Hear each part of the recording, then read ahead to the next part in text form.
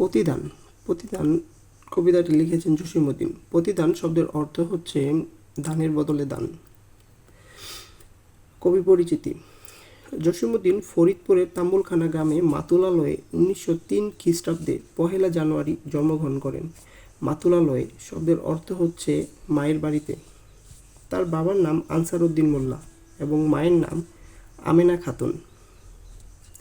তার পৈতৃক নিবাস ফরিদপুরের গোবিন্দপুর গ্রামে। তার পৈতৃক নিবাস মানে বাবার বাড়ি হচ্ছে ফরিদপুরের গোবিন্দপুর গ্রামে। ফরিদপুরের রাজেন্দ্র কলেজ থেকে, ফরিদপুরের কোন কলেজ থেকে? রাজেন্দ্র কলেজ থেকে জসীমউদ্দীন আইএ ও বিএ পাশ করার পর কলকাতা বিশ্ববিদ্যালয় থেকে বাংলা ভাষা ও সাহিত্যে এমএ ডিগ্রি লাভ করেন। কলেজে অধ্যয়নকালে কবর কবিতা রচনা করে তিনি খ্যাতি অর্জন করেন। কলেজে অধ্যয়নকালে কোন কবিতা রচনা করেছেন? তিনি কবর কবিতা রচনা করেছেন এবং ছাত্রাবস্থাতেই কবিতাটি স্কুল পাঠ্যগ্রন্থে অন্তর্ভুক্ত হয়। জসীমউদ্দীন পল্লী কবি হিসাবে সমধিক পরিচিত, এজন্যই তাকে পল্লী কবি বলা হয়। কর্মজীবনের শুরুতে তিনি ঢাকা বিশ্ববিদ্যালয়ে কিছুকাল অধ্যাপনা করেন। কর্মজীবনের শুরুতে কোথায় অধ্যাপনা করেছেন? ঢাকা বিশ্ববিদ্যালয়ে। পরে সরকারের প্রচার ও জনসংযোগ বিভাগে উচ্চ পদে আসীন হন। পল্লী জীবন তার কবিতার প্রধান উপজীব্য। বাংলার গ্রামীণ জীবনের আবহ, সহজ সরল প্রাকৃতিক রূপ, উপযুক্ত শব্দ, উপমা ও চরিত্রের মাধ্যমে তার কাব্যে এক অনন্য সাধারণ মাত্রার মূর্ত হয়ে উঠেছে। তার বিখ্যাত নকশিকাঁথার মাঠ কাব্যটি বিভিন্ন বিদেশি ভাষায় অনূদিত হয়েছে। তার অন্যান্য জনপ্রিয় সমাদিত গ্রন্থ হচ্ছে সুজন বাদিয়া ঘাট, বালুচর, ধানক্ষেত, রঙ্গিলা নায়ের মাঝি।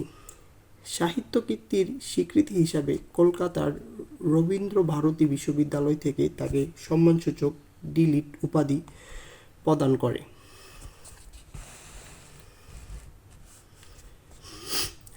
জসীমউদ্দীন 1976 খ্রিস্টাব্দের 14 মার্চ ঢাকায় মৃত্যুবরণ করেন। আমার এ ঘর ভাঙিয়াছে যে বা, আমি বাঁধি তার ঘর। আমার এ ঘর ভাঙিয়াছে যে বা, আমার এ ঘর ভাঙিয়াছে যে বা। যে বা শব্দের অর্থ হচ্ছে যে বা যিনি। আমি বাঁধি তার ঘর। কবি তার ঘর বেঁধে দেন। আপন করিতে কাঁদিয়া বেড়াই, যে মোরে করেছে পর। যে মোরে করিল পথের বিরাগী। বিরাগী শব্দের অর্থ হচ্ছে উদাসীন, অর্থাৎ কবিকে যিনি উদাসীন করেছে। পথে পথে আমি ফিরি তার লাগি। কবি তার জন্য পথে পথে ঘুরেন। দীঘল রজনী তার তোরে জাগি। দীঘল রজনী, এখানে দীঘল শব্দের অর্থ সারা রাত বা দীর্ঘ রাত। দীর্ঘ রাত পর্যন্ত তিনি, অর্থাৎ কবি দীর্ঘ রাত তার জন্য জেগে থাকে। যে ঘুম যে হেরেছে মোর। ঘুম যে হেরেছে মোর, অর্থাৎ যে ঘুম কেড়ে নিয়েছে। আমার এ ঘর ভাঙিয়াছে যে বা, আমি বাঁধি তার ঘর। আমার এ ঘর ভাঙিয়াছে যে বা, এখানে বোঝানো হয়েছে কবির ঘর যিনি ভাঙছে তার ঘর কবি বেঁধে দেন।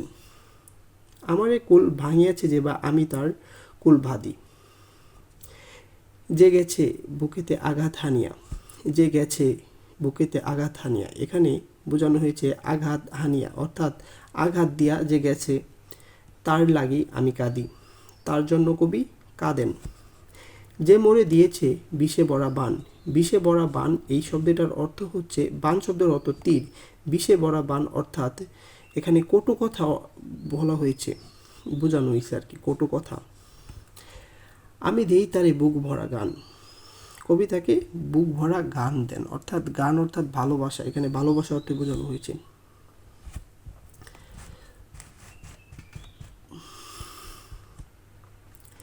কাটা পেয়ে তারে ফুল করি দান, সারাটি জনম ভর।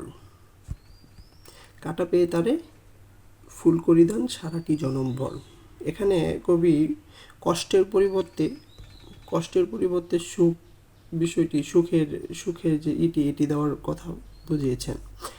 আপন করিতে কাঁদিয়া বেড়াই যে মোরে করেছে পর। আপন করিতে কাঁদিয়া বেড়াই যে মোরে করেছে পর। মোর বুকে যে বা কবর বেঁধেছে আমি তার বুক ভারী। মোর বুকে যে বা কবর বেঁধেছে আমি তার বুক ভরি। কবর শব্দটি হইতেছে একটি কবর এই শব্দটা হইতেছে একটা আরবি শব্দ। রঙিন ফুলের সুহাগ জড়ান ফুল মালাঞ্চ ধরি। রঙিন ফুলের সুহাগ জড়ানো ফুল মালাঞ্চ ধরি। মালাঞ্চ শব্দের অর্থ বাগান ধরি। যে মুখে সে কহে নিঠুরিয়া বাণী। নিঠুরিয়া বাণী মানে নিষ্ঠুর বাণী। কবিকে যে নিষ্ঠুর বাণী শোনায়। আমি লয়ে করে তারি মুখখানি। এখানে মানে তার মুখখানিকে নিষ্ঠুর বাণীর পরিবর্তে তিনি আর কি ক্ষমা প্রদর্শন করেন, এটাই বোঝানো হয়েছে। কত ঠাই হতে কত কি জানি সাজাই নিরন্তর। কত ঠাই হতে কত কি যে আনি সাজাই নিরন্তর। এখানে ঠাই শব্দের অর্থ স্থান বা আশ্রয় বলতে পারি। নিরন্তর শব্দটির অর্থ হইতাছে অবিরাম। আপন করিতে কাঁদিয়া বেড়াই যে মোরে করিয়াছে পর।